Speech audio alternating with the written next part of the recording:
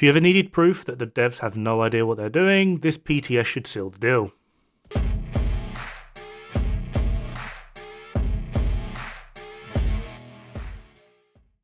So, PTS is currently up for Year 7 Season 1, and it is an absolute freaking comical joke. All of it. I think the most balanced thing is actually the exotic LMG. The rest of it is either game-breaking, beyond damaging, ruins the balance, or just cannot be allowed to exist in the game because it is utterly fucking ridiculous. So the first thing to absolutely dunk on is the new mask, Tinkerer, which comes with the talent Abridged, which basically means as long as it's not an exotic or named weapon and you've got like 2 ARs or 2 SMGs, the talent on your secondary weapon will also apply to your first.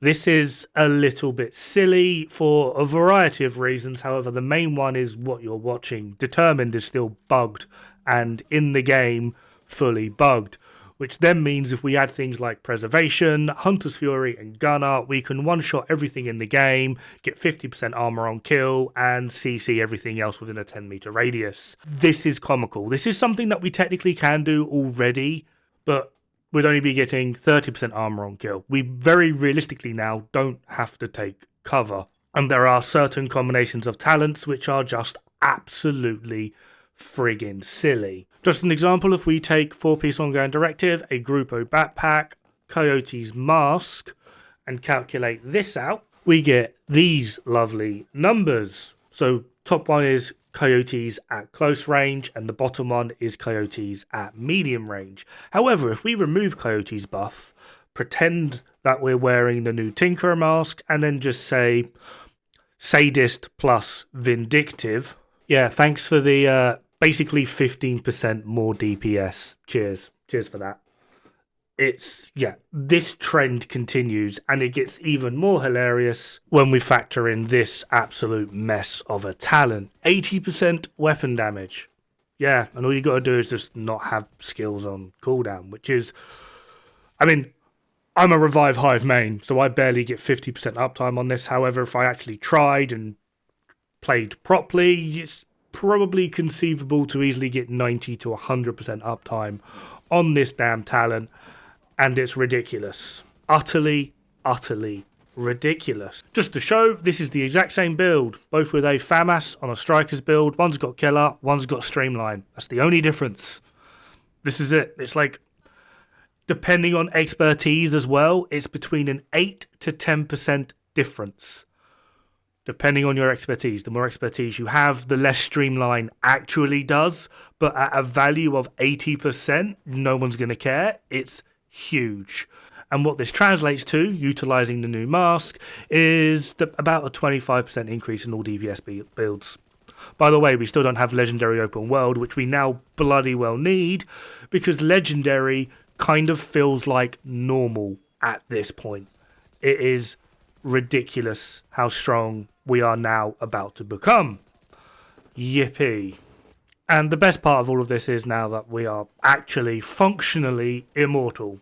Like, without a shield. We are technically functionally immortal anyway, with a shield, utilising Foundry. But now, thanks to the sexy new holster, in tandem with Foundry Bulwark, maybe a little bit of adrenaline rush like I've got here, yeah, you just can't die. Nothing you do will get you killed. As long as you keep doing cover to cover, you cannot die. You get the heal from taking damage from Foundry, and then if you take damage while doing cover to cover, it is healed over 10 seconds, and every meter you move when doing a cover to cover will give you 5% of your total armor back for every meter you... Yeah, it's silly. It is utterly, utterly silly. So, we have like a 25% increase in damage so far.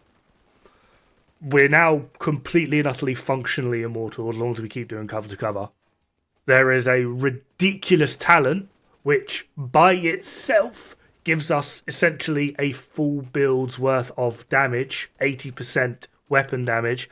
Add in something like 20 expertise, we're at 100% weapon damage. So we can literally now just build for 6 blues and we will still have effectively 6 red cores worth of DPS on our build because expertise plus this talent It's mind-boggling. And by the way, the clip of me currently in Manning National Zoo, this recording is about an hour and a half long of me just messing around with 2 shotgunners and 2 AR dudes in Legendary Manning. They cannot kill me.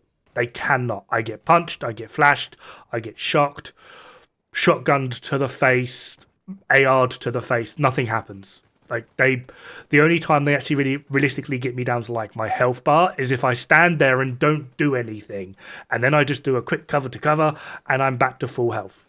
This is mind-bogglingly dumb. Mind-bogglingly dumb. What use you could actually use for this, I don't know. We do have a new brand set where the 2-piece is plus 100% threat, so potentially you could get someone to basically play as the decoy. But again, this doesn't really benefit overall team compositions unless you're just there to piss around like I am. So, the new brand set, 5% weapon damage, 100% increased threat, and then plus 60 pistol damage. Plus 60 pistol damage is a problem. It's almost like the devs actively forgot that this thing is in the game. As well as, determined pistol builds as well. Because the last thing we need for the strongest builds is for them to be stronger. However, that increased threat is really nice. Maybe now we can actually have functioning tank builds. This is something that I've been crying about for friggin' years. And they finally, are actually going to be doing it. My issue is it's on the 2-piece, which is really, really, really, really annoying. So I would like to see that threat generation be put at the 1-piece. Maybe lower it to like 50% threat as well, because unless you've built correctly for it, you taking double the aggro, I can imagine actually causing a lot of issues with some people's play. So maybe decrease it to like 50, but put it as like the first actual talent. We don't need another 60% in pistols. That is utterly stupid. And then change it from like 5% weapon damage to like 10, so 50% threat, 10% weapon damage, and then, I don't know, 3% armor regen. Something along those lines. That would be a better fit. Then there's the new gear set, which I won't lie, I do not understand. 15% skill haste, plus 60% repair skills, and then for every ally you have that's within your hive, or within your smart cover, I believe it's called. We have a new skill called smart cover, by the way.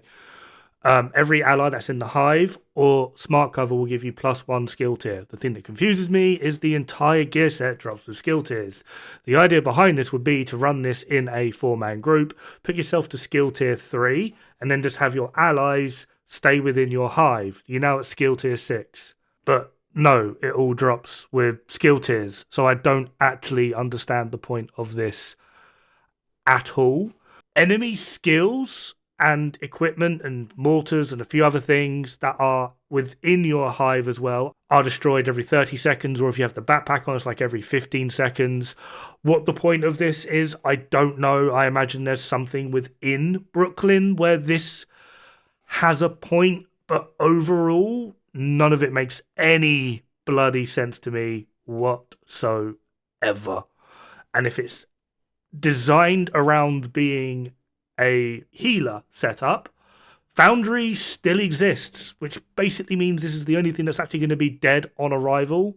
Although the other things are problematic, at least they're going to change things up. The new mask is definitely meta. The new holster is going to be very, very worthwhile for newer players. The new brand set with that threat generation is going to find a use.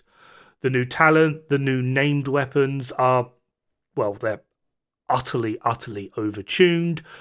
But this gear set, I can't see it being useful absolutely anywhere. 1, Foundry exists. 2, it relies on your teammates hugging you the entire time. That's not always a possibility. And finally, the last thing on this list is the Pakhan. It is an exotic RPK and it comes with the talent Pakhan. Basically, each kill will give you 50% magazine, stacking up to 4 times. In total, this works out to about 140 round mag. On an RPK, this is actually pretty damn nice. The only thing is, for some weird reason, I feel like the overall weapon is pretty weak. I don't know if this is just because everything else in the PTS, minus the gear set, is ridiculously overtuned and very, very powerful, and this is the only thing that actually is being delivered to us in a very well thought out and balanced manner. Everything else is just ridiculously too powerful, so it kind of feels weak when it's compared to everything else around it, which is far, far, far too strong. I do quite like the Pakhan. It is quite nice. I quite like the mechanic of it, how it works and how it functions. It's just trash compared to everything else within the PTS, because everything else in the PTS is just, yeah.